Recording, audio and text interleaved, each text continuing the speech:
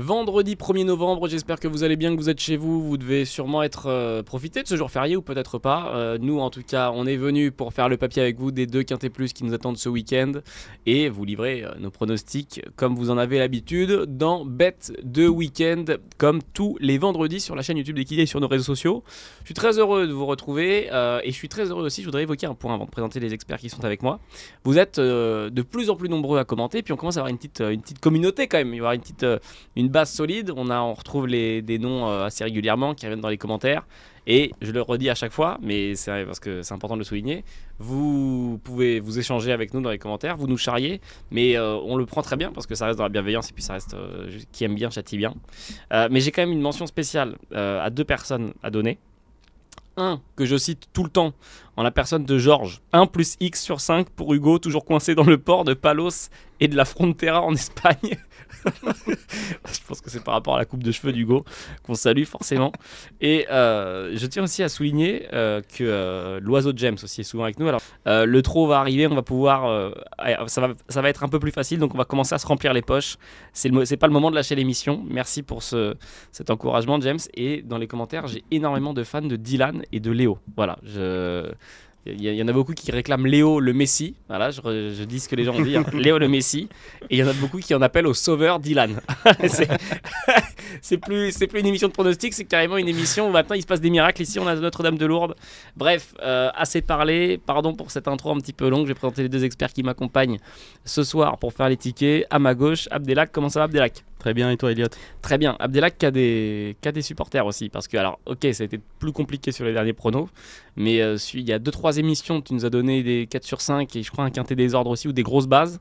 Il y en a qui l'ont souligné et qui ont dit Abdelak, faut qu'il revienne. Donc Abdelak est là. C'est gentil, je suis de retour. Et là, je peux vous dire qu'il va arriver avec l'envie de bien faire. Face à Abdelak, Adrien, comment ça va, Adrien ? Salut Elliot, salut Abdelak, bonjour à toutes et à tous, ravi d'être avec vous. Comment tu sens le quintet les quintets qui nous attendent ? Très sympa, plutôt confiant pour celui de samedi. Deauville, ça paraît un petit peu plus ouvert encore et difficile un petit peu à déchiffrer, mais ça va être intéressant quand même. On aura peut-être sûrement même des tickets différents, donc on verra ça tout à l'heure, mais ça sera très bien. Messieurs, ça y est, on y est, ça va être le moment de se mouiller maintenant. On commence avec le premier quintet qui nous intéresse, R1C6. On sera à Compiègne ce samedi 2 novembre, départ 15h15.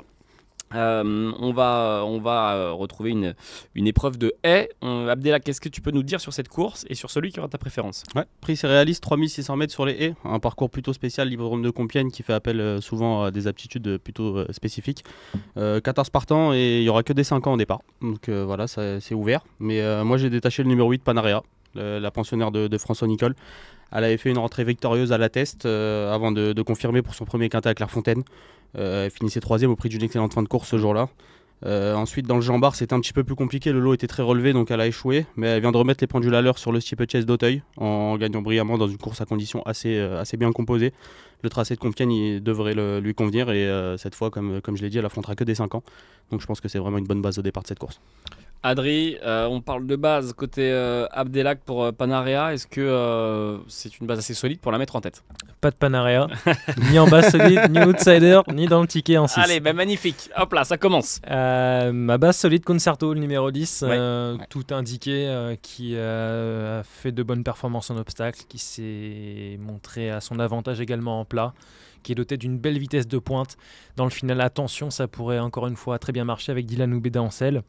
Que dire de plus, ça se passe toujours bien, sauf qu'il n'arrive pas à gagner. Alors c'est peut-être son jour, je l'espère en tout cas, mais ça paraît quand même très bien et son entraîneur Miroslav Roulek est très confiant également.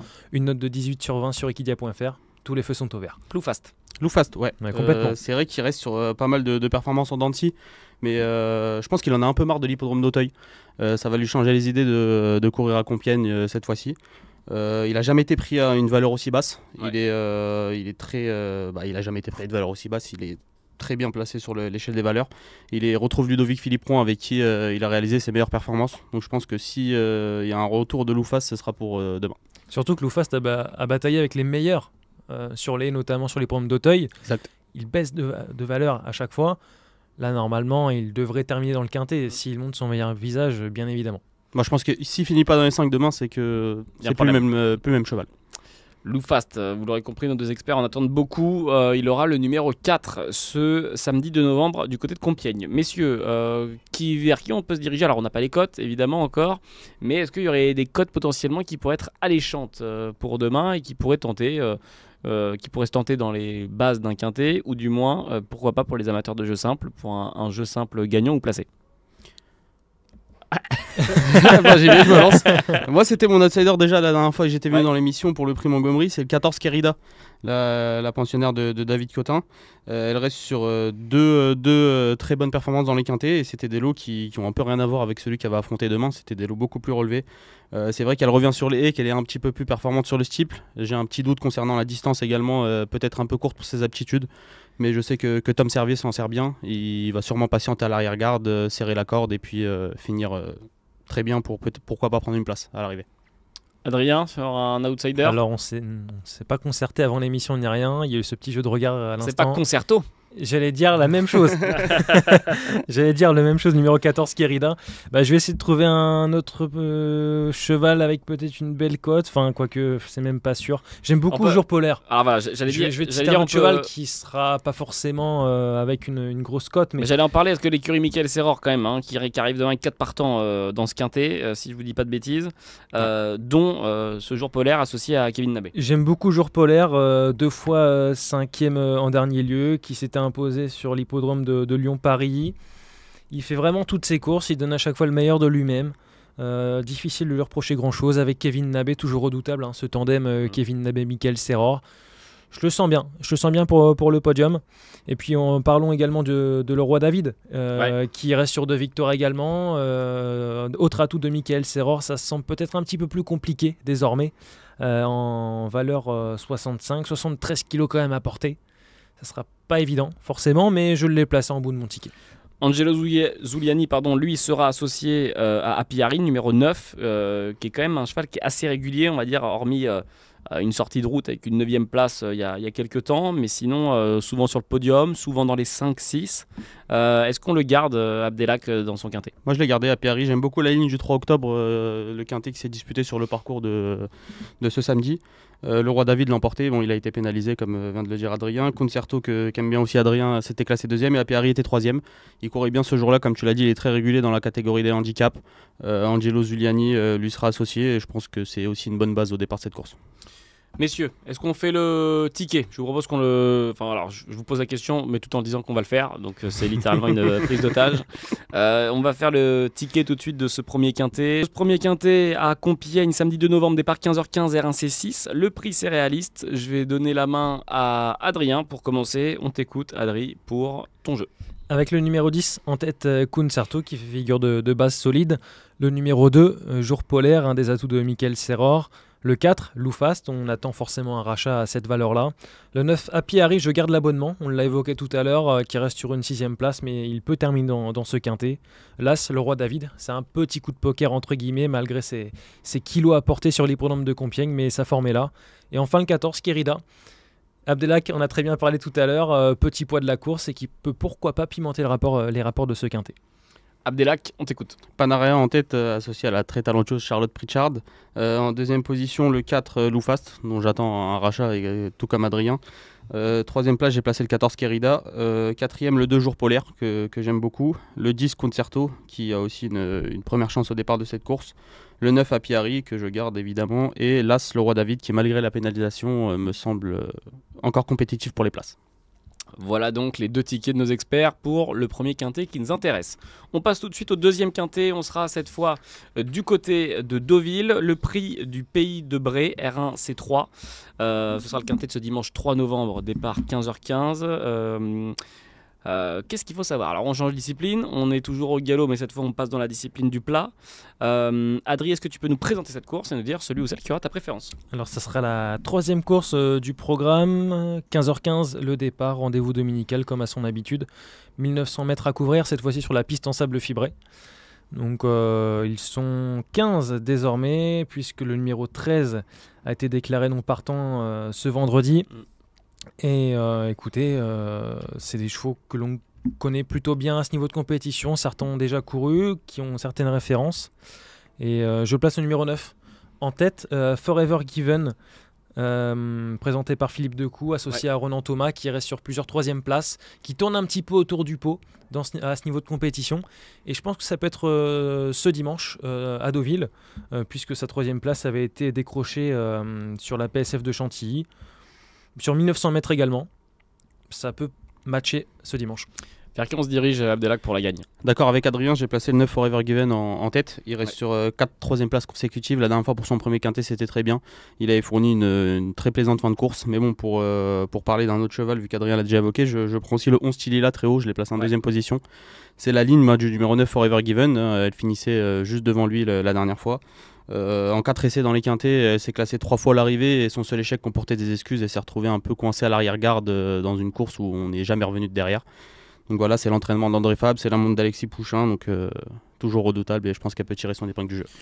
L'occasion, parce qu'on va forcément l'évoquer dans cette course, de féliciter Maxime Guyon qui a remporté hier la cravache d'or après une lutte acharnée avec Michael Barzalona.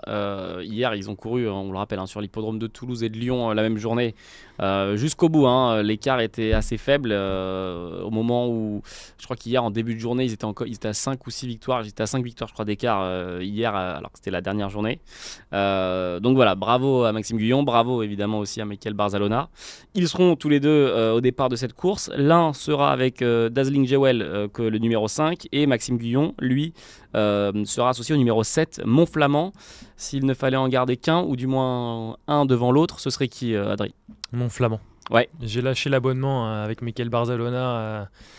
Ça m'a un petit peu déçu en dernier lieu. Bon, je préfère Montflamand, mais pareil, c'est assez compliqué parce qu'il a gagné. Bon, il est pénalisé. On cherche un peu à savoir où sont ses limites. Ça pourrait être ce dimanche. Je ne l'ai pas placé en haut de mon ticket, mais plutôt pour des places. C'est un petit peu un coup de poker à ce niveau de compétition, parce que bon, il s'était classé 7ème dans le prix des Chaînettes à Deauville le 11 août. C'est pas forcément très rassurant, mais dans des courses au niveau inférieur, il s'est affirmé avec Maxime Guyon également. Il va tenter de reprendre le bon chemin dans les quintés plus. Pour moi, c'est pas forcément une base solide, mais parmi les deux, je garde le numéro 7, Montflamand. Abdelak, avantage Maxime Guyon aussi? J'ai pas gardé ni Maxime Guyon ni Michael Barzalona. Je pense que la pensionnaire Godolphin a pas beaucoup de marge à ce niveau. La dernière fois, elle était assez décevante sur la PSF, donc j'ai décidé de l'écarter. Et Montflamand, un peu comme Adrien, je pense qu'il atteint un peu son plafond suite à ses 2 dernières victoires.